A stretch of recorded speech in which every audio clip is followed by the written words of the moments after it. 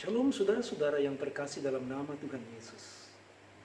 Saat ini Tuhan sedang bekerja dan Tuhan tidak berdiam diri atas apa yang terjadi di bangsa kita dan di seluruh muka bumi tentang kesulitan, tentang serangan virus corona atau tentang sakit dan kematian.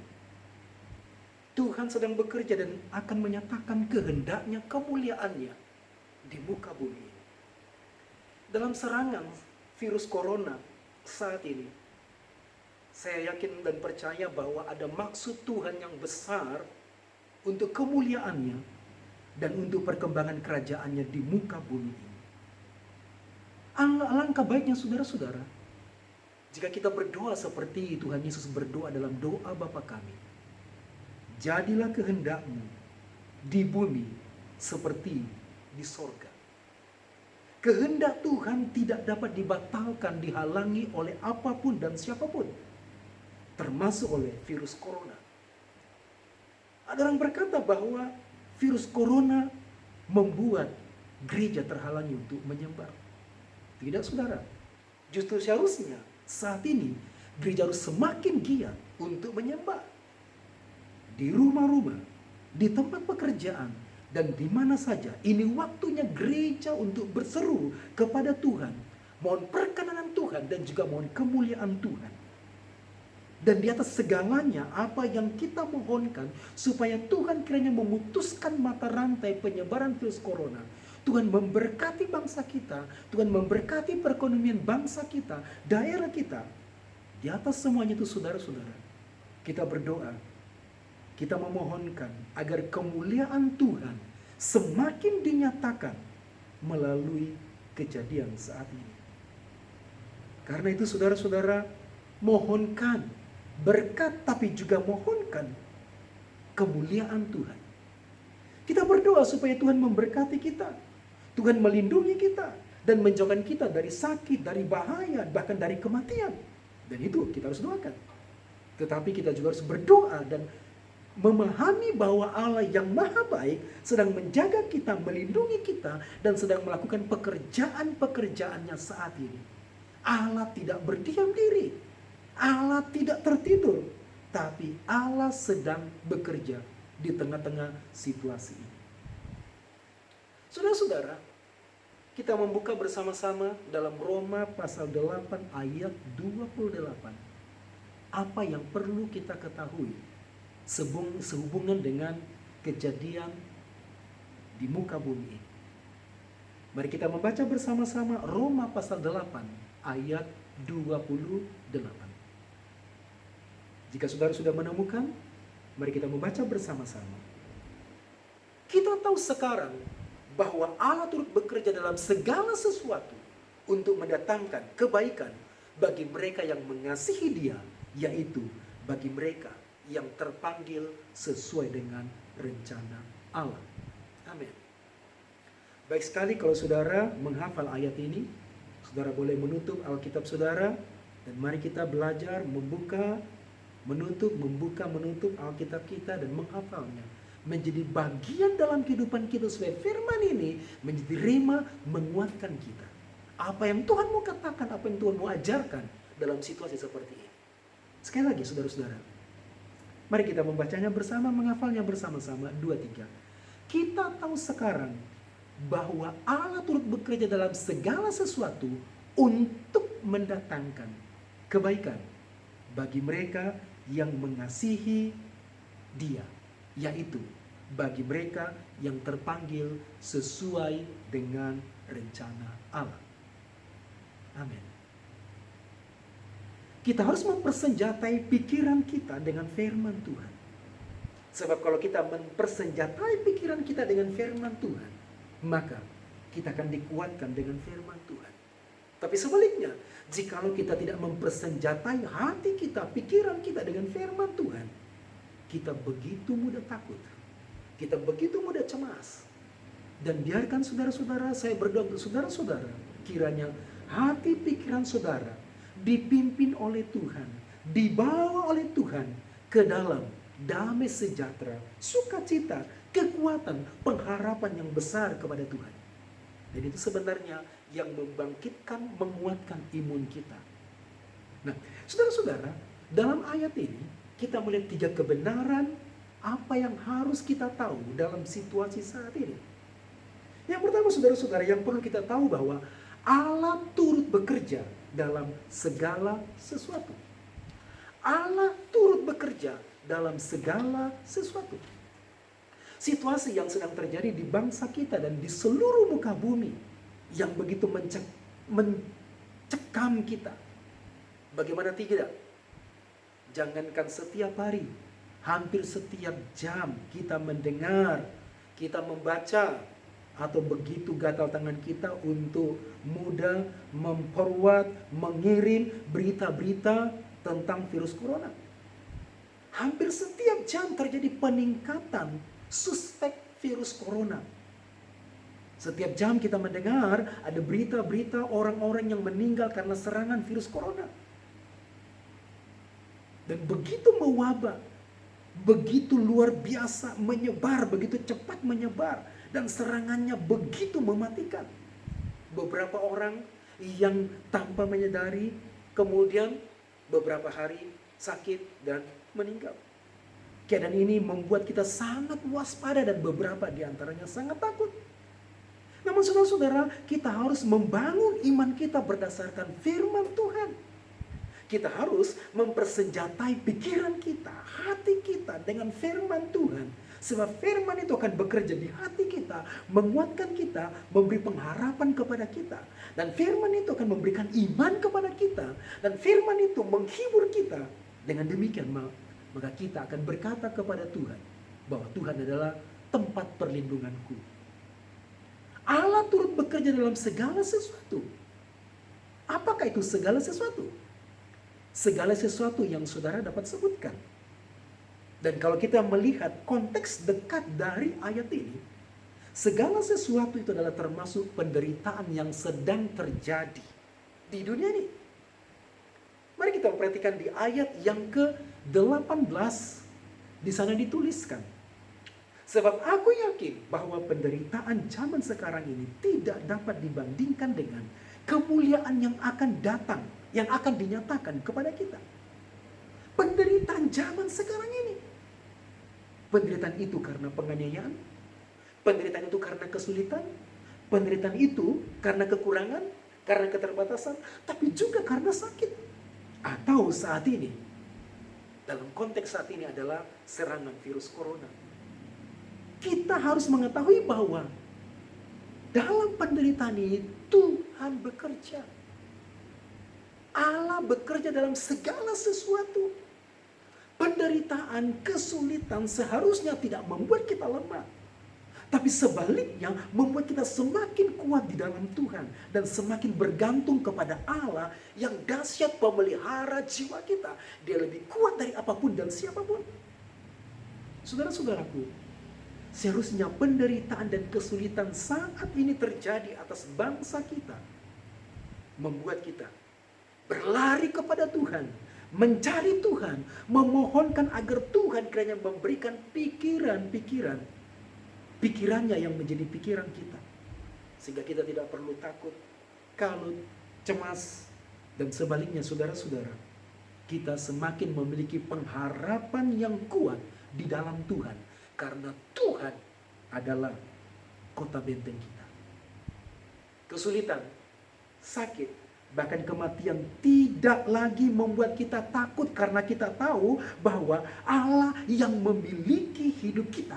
Karena kita tahu bahwa Allah pencipta langit dan bumi yang berkuasa atas hidup kita. Karena kita tahu bahwa Allah memiliki rencana dan kehendaknya dalam kehidupan kita. Termasuk atas seluruh persoalan di muka bumi. Penderitaan saudara-saudara seharusnya membawa kita lebih dekat datang kepada Tuhan. Mengalami Tuhan, menikmati Tuhan. Dan pada Tuhanlah kita bergantung. Pada Tuhanlah kita bernaung sebagai tembok pertahanan kita. Sebagai kubu pertahanan kita.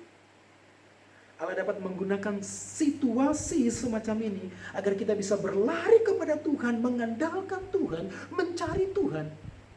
Tuhan menggunakan situasi semacam ini supaya kita mengalami kehebatan Tuhan yang dahsyat. Dan supaya kita mengalami bagaimana kebergantungan yang besar kepada Allah yang hidup dari semua ketakutan yang mencekam kita saat ini. Dan ini di sini kita dapat menikmati hadirat Tuhan. Ketika kita berlari kepada Tuhan, kita bisa menikmati hadirat Tuhan. Allah bekerja dalam segala sesuatu. Dalam versi Alkitab bahasa Indonesia sehari-hari dituliskan begini.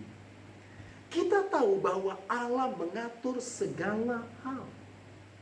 Allah mengatur segala hal. Allah tidak menyerah. Allah bukan tidak tahu, tapi Allah sedang mengatur segala hal. Saya yakin virus corona ini terjadi oleh karena kesalahan besar dari manusia. Tetapi ada intervensi Allah, ada pekerjaan Allah yang hendak dinyatakan saat ini. Tiap hal yang kita alami bukanlah kebetulan. Sakit, kesulitan, penderitaan, serangan virus corona, bahkan kematian, itu bukan kebetulan. Allah sedang bekerja. Dan ada yang hendak Tuhan mau nyatakan, ada yang Tuhan mau buat, dan Tuhan sedang kerjakan bagi kemuliaannya. Allah dapat menggunakan situasi yang mencekam saat ini supaya kita dan orang-orang datang kepada Tuhan, mencari perlindungan kepada Tuhan, bahwa hanya Tuhanlah yang sanggup menolong kita. Uang tidak dapat menolong kita. Pekerjaan tidak dapat menolong kita. Kesulitan ini harusnya membawa kita semakin dekat kepada Tuhan. Segala sesuatu bekerja sama, mendukung kehendak Tuhan.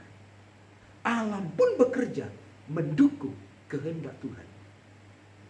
Dan alam sedang memperingatkan kita bahwa kita sangat lemah. Kita manusia terbatas.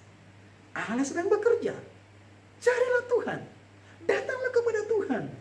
Mohonlah kiranya Tuhan yang bekerja itu menaungi kita, memberkati kita. Dan dari hal ini saudara-saudara, kita minta hikmat Tuhan. Biarlah kiranya kemuliaan Tuhan dinyatakan. Yang kedua saudara-saudara, apa yang perlu kita tahu? Kita tahu sekarang, apa yang perlu kita tahu? Yang kedua, bahwa Allah bekerja mendatangkan kebaikan kita. Allah sedang bekerja, ya, tapi Dia juga bekerja untuk mendatangkan kebaikan bagi kita. Firman yang keluar dari mulut Allah adalah kuasa yang menghibur, yang menguatkan, dan memberikan pengharapan kepada kita. Dan firman itu akan meneguhkan kita. Allah bekerja untuk mendatangkan kebaikan bagi saya, bagi saudara. Sekalipun memang saat ini sangat menyakitkan.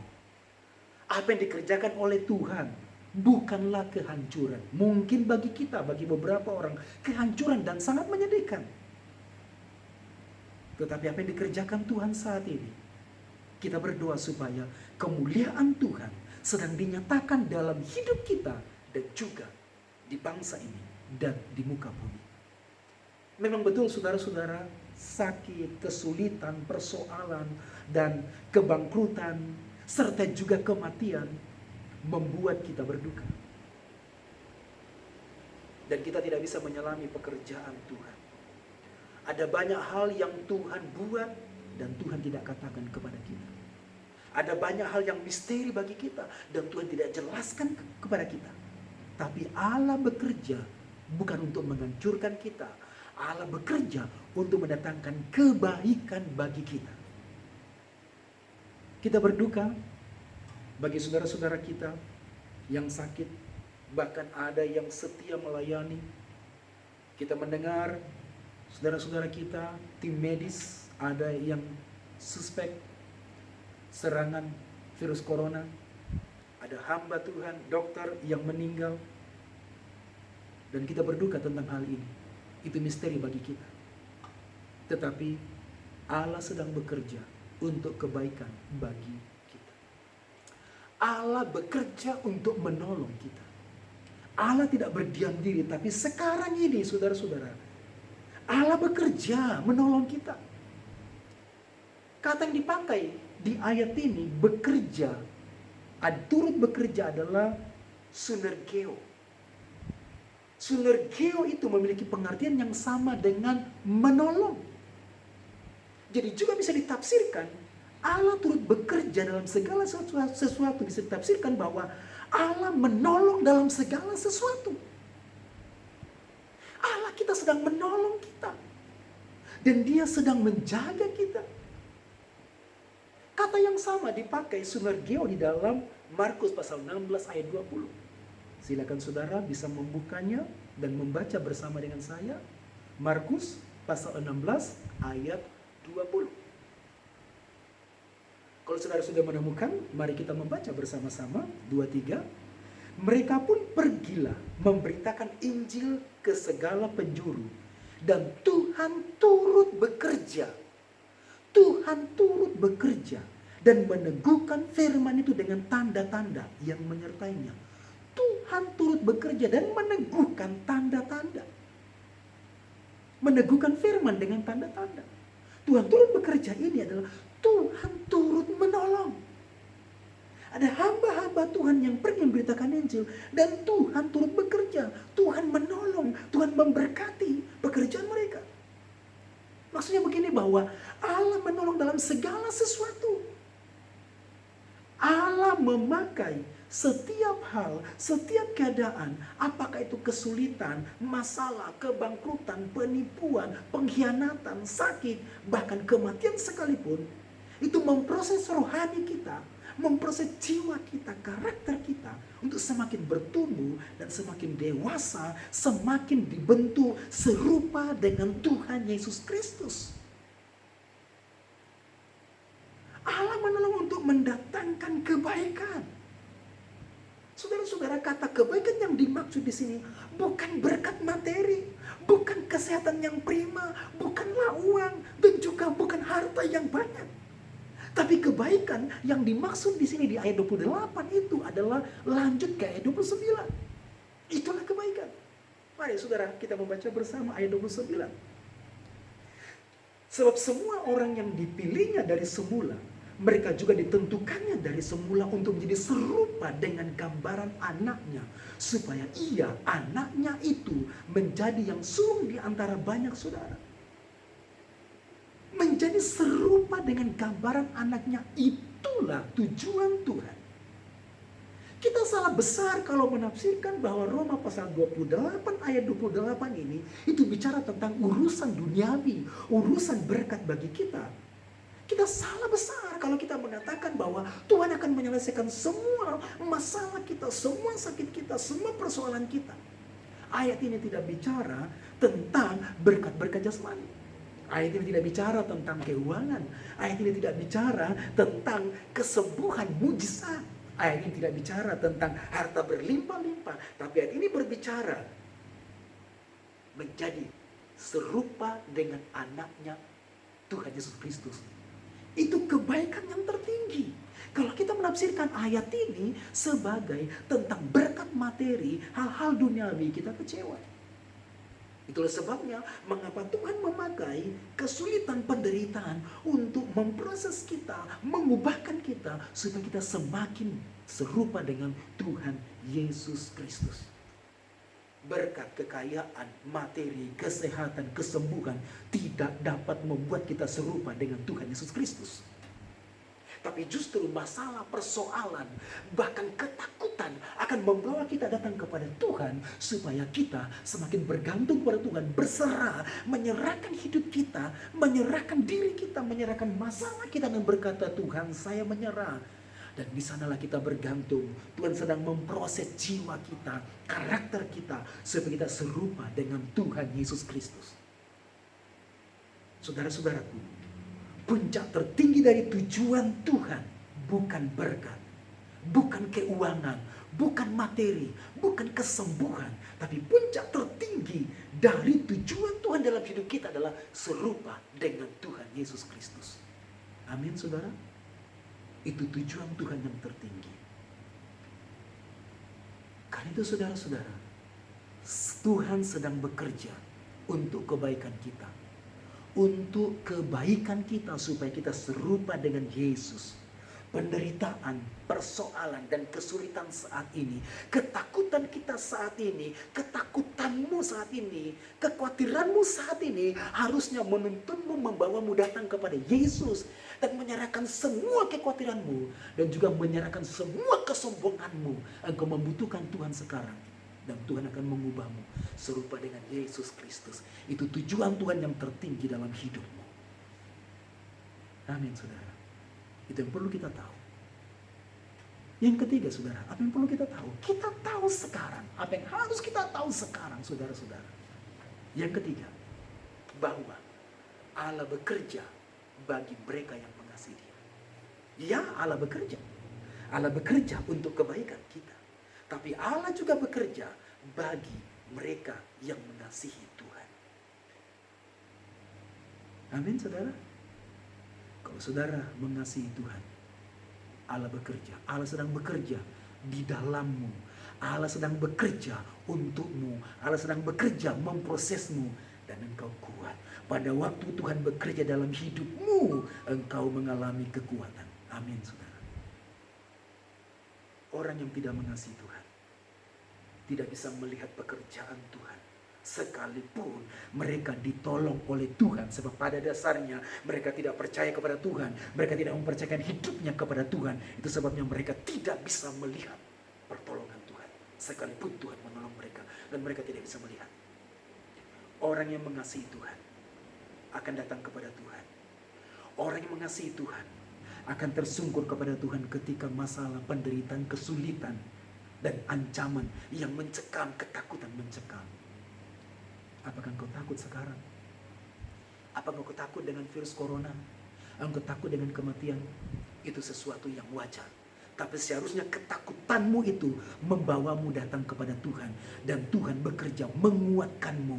Jangan pelihara ketakutanmu. Jangan pelihara kekhawatiranmu. Bawalah di hadapan Tuhan. Dan Tuhan akan mengubah hidupmu saat ini. Bagi orang yang mengasihi Tuhan, ada pertolongan setiap saat. Bagi orang yang mengasihi Tuhan, mereka akan dikuatkan. Bagi orang yang mengasihi Tuhan, mereka akan datang kepada Tuhan dan mereka akan mengalami kekuatan dari Tuhan yang hidup. Amin, saudara. Sekali lagi saya mengulang versi dalam Alkitab dalam bahasa Indonesia sehari-hari. Kita tahu bahwa Allah mengatur segala sesuatu sehingga menghasilkan yang baik untuk orang-orang yang mengasihi Dia. Menghasilkan yang baik. Sekali lagi saudara, jangan menafsirkan ayat ini tentang hidup makmur, hidup diberkati jasmani. Menghasilkan yang baik. Engkau akan dikuatkan. Engkau akan dibentuk serupa dengan Tuhan Yesus. Engkau akan dibentuk untuk mengalami karakter Tuhan Yesus. Saya pun juga sedang dibentuk untuk mengalami karakter Tuhan Yesus Kristus. Dalam King James Version atau Alkitab Authorized Version berkata, "And we know that all things work together for good to them that love God." Dan kita tahu bahwa segala sesuatu yang terjadi atas diri kita untuk kebaikan kita. Amin.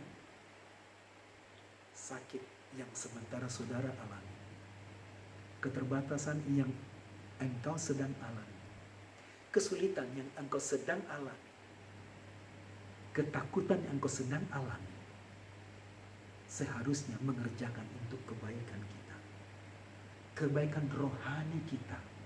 Sebab Allah ingin menjumpai kita memiliki karakter yang serupa dengan Yesus, memiliki kebergantungan yang besar kepada Yesus, iman kepada Yesus.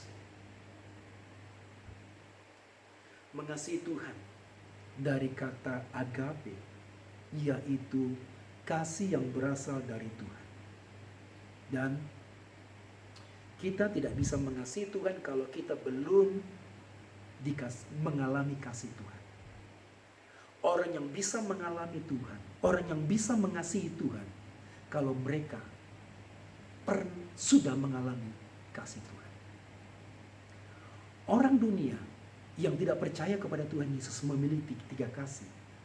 Yang pertama adalah kasih filia, yaitu kasih kepada sahabat. Yang kedua, kasih storge, kasih kepada keluarga. Yang ketiga, kasih eros, kasih kepada pasangan atau lawan jenis. Dan kita tidak memiliki kasih dari Tuhan, kasih agape. Kita bisa mengalami kasih Tuhan, kasih agape itu kalau kita pernah berjumpa dengan Tuhan, berjumpa dengan kasih Tuhan. Bukan berjumpa dalam penglihatan, tapi berjumpa dengan Yesus yang di kayu salib. Kita mengakui diri kita berdosa, kita merendahkan hati kita, dan kita bertobat, kita menerima Yesus sebagai Tuhan dan Juru Selamat, dan kita mempersilakan Tuhan bekerja di hati kita. Dan kasih Tuhan dicurahkan di hatimu. Kasih Tuhan mengalir di hatimu, itu kasih agape. Dan kasih itu akan memampukan engkau untuk mengasihi Tuhan, bukan karena engkau dapat mengasihi Tuhan. Karena pekerjaan ini adalah dari Tuhan. Mari kita buka dalam Roma 5 ayat 8. Roma 5 ayat 8. Demikianlah bunyinya. Akan tetapi Allah menunjukkan kasih-Nya kepada kita, agape-Nya kepada kita, oleh karena Kristus telah mati untuk kita ketika kita masih berdosa. Tuhan menunjukkan kasih-Nya kepada kita. Dan kita bersimpuh di depannya, mengakui Dia sebagai Juru Selamat kita, sebagai Tuhan kita. Maka kasih Tuhan mengalir dalam diri kita. Itu bukan kasih kita, itu kasih Tuhan mengalir dalam diri kita. Dan itu yang memampukan kita untuk mengasihi Tuhan. Dan pada waktu masalah terjadi, kesulitan terjadi, kasih Tuhan akan menuntun kita untuk datang kepada Tuhan. Oleh karena kasih itu menuntun kita datang kepada sumbernya, kepada Yesus, kepada kasih yang sejati. Dan Tuhan akan menguatkan kita. Tuhan akan menghibur kita. Tapi orang yang tidak punya, yang belum pernah berjumpa dengan kasih Yesus, yang belum berjumpa dengan Juru Selamat, yang belum pernah mengalami keselamatan, dan belum pernah melihat keselamatan, berjumpa secara pribadi, keselamatan dengan Tuhan Yesus Kristus, mereka tidak bisa mengasihi Allah. Dan mereka tidak ditolong, saudara-saudara. Yang ketiga, saudara, Allah bekerja bagi mereka yang mengasihi Tuhan. Dia sedang bekerja, saudara. Jangan takut kalau engkau mengasihi Tuhan, jangan takut. Engkau sudah datang kepada Tuhan, bersimpuh di hadapannya, memohonkan anugerahnya, belas kasihannya. Ya, Dia sangat mengasihimu. Dia pasti menjagamu, Dia pasti menguatkanmu. Dan mereka yang sudah mengasihi Tuhan. Dan faktanya kita berkata, ada hamba Tuhan yang sudah mengasihi Tuhan. Mengapa bisa terpapar, terinfeksi dengan virus corona dan mereka mati? Saudara-saudara, ini yang saya katakan bahwa kita jangan menafsirkan ayat ini bicara hanya tentang kesehatan, kesembuhan. Tapi Allah mengasihinya. Tugasnya sudah selesai. Allah mengasihinya. Allah mengasihi kita. Dan Allah sedang bekerja dalam hidup kita, menguatkan kita. Kita seharusnya tidak berduka karena kematian orang lain. Tapi kita berduka karena kita tidak bisa mengasihi Tuhan. Harusnya kita berduka karena waktu masalah, persoalan, kesulitan, ketakutan, kita tidak lari kepada Tuhan. Harusnya kita lari kepada Tuhan karena kita mengasihi Tuhan. Di Alkitab ada beberapa contoh orang-orang mengasihi Tuhan.